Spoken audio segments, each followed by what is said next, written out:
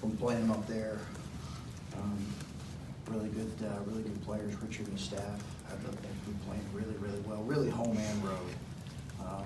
It's really impressive. So need a good day of preparation here. You talked about playing DJ a little bit more off the ball and trying to take advantage of some of his skills in that way. How do you see him making that transition to having to learn a different spot than what you had intended in the preseason? Well, I think he'll learn both spots and continue to learn both spots as we increase our offensive package. You're a little bit cautious as a coach. You don't want to throw too much at a guy who's still processing a lot as a freshman. But I think we'll play him at times. He may play the point, but we may play him off the ball even though he's playing the point.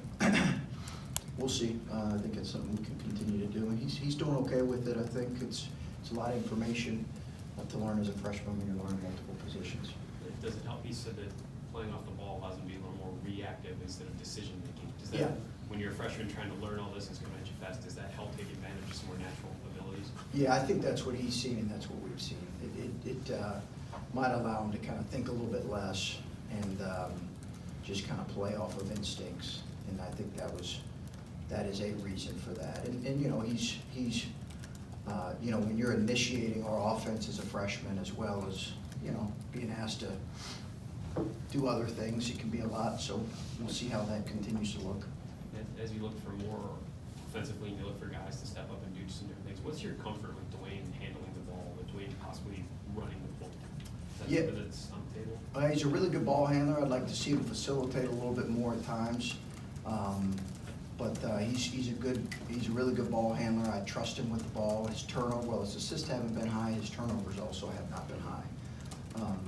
So certainly he's a guy that we could see kind of playing with DJ as a primary ball handler. Both those guys kind of switching back between the one and the two.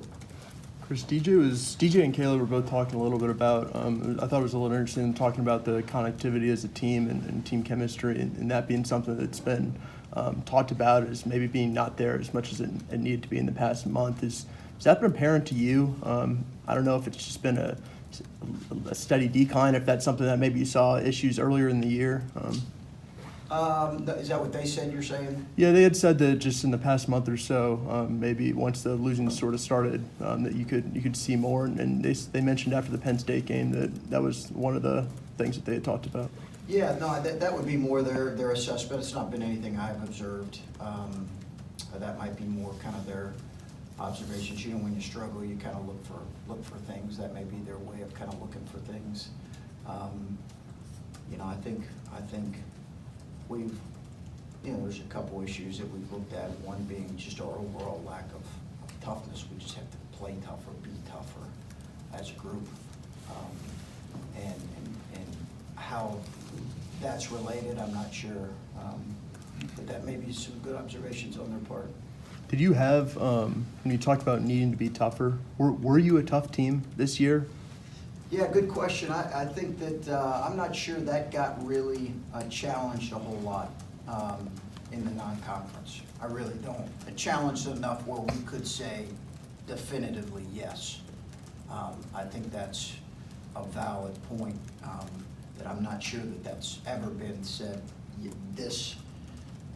We just didn't get tested in that way. We didn't get tested on the road in that way. We didn't get tested on neutral situations in that.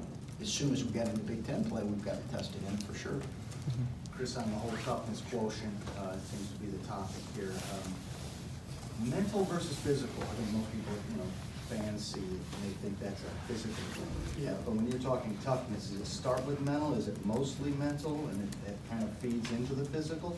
I think it's a lot of both. I think we've struggled in both areas right now. The ability to play physical, and whether that's sustain a block out or get a challenged rebound. Some of it is, a younger team lacking some physical strength or maybe overall size. But more than anything, it's been, I just think we are lacking in really both areas. A resilient mindset that you need, which is what you're talking about, the mental approach, the ability to move on to the next play and make the next right play and do it with a toughness about you. And certainly there's been physical, ability to sustain an effort, to play physical, to finish through contact, all the things that we have to improve in. I assume you've been through something similar to this in all your journeys and travels, but once that starts to get away from you, this toughness issue, how hard is that to get back? I mean, you can't just tell guys be tougher. What do you? Yeah. I know it's a practice issue, but Yeah, I think it's really, the only way I think you get tougher is you do tough things on a regular basis. And some groups are different, right? Some groups are older, so and some groups you just naturally have some tougher and tougher minded guys. I think again, I'm not sure I think that's still a question that we have to answer. I'm not sure it was answered early but right now, it's certainly a question that's in front of us that we've not answered in a positive way. are guys competitive enough? That's toughness too, right? Absolutely, absolutely. I think we've got a competitive group. I do. Okay. I think we've got a competitive group. What I've got to do as a coach is honestly figure out who our toughest guys are and roll with those, and the other ones are going to have to, learn and practice before they can play. Coach, when you're in a stretch like this and you've lost 5 of 6, how do you balance? Nobody likes losing. It's hard to be in a good mood when you're losing, like personal life, professional life, bringing a positive attitude back to practice and trying to promote that. How has that gone? Well, I think that's one of the greatest challenges for a coach and a coaching staff in this stretch. I mean, it's a significant challenge. I mean, you go through a stretch like this and no one's happy. Everyone's in a rough place. Coaches first and foremost. I think you really try to close ranks and stay in the day-to-day as much as possible. You try not to be influenced by anything, and it's just you close your circle even tighter. You figure out how to fix whatever issues that you deem or that we deem ails us right now that we've identified. You close ranks and you get to work and you try to fix them, and don't really pay any attention to anything else. And that's really what we've tried to do. We'll see if that pays dividends. Coach, Caleb's your best player, that's obvious. And then DJ, we can make a case that he might be the most talented player on this team. When you have those two pieces who can do so much for your team, and they're so different as far as maybe the ways they can affect the game as a coach, like, is it almost like round hole, square peg kind of thing, trying to figure out how you can get those two to mesh? Well, I think it takes some time. It takes playing together. I think both those guys are gifted in a lot of ways. They both have to give us more in a lot of ways, as do other guys.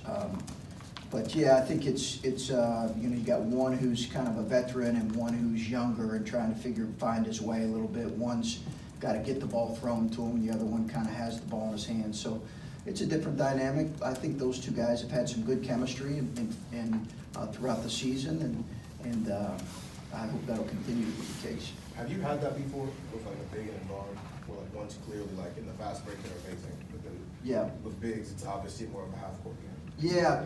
I think if you're asking, our team necessarily is that those guys are different maybe in terms of their strengths. I don't know that I've had a team where it's been maybe that different. But we've kind of established how we want to play and try to play through our interior as much as possible, and yet at the other time, Caleb obviously can't do it on his own in this league. It's the best set of 5 men in any league I've ever seen. It's not even close, and it's really been no comparison. There was never, in any of the leagues I've been a part of, both as an assistant or head coach, it's never been close, the number of 5 men that are this talented, this good, this dominant. A lot of future NBA players with great traditional size, 5-man size.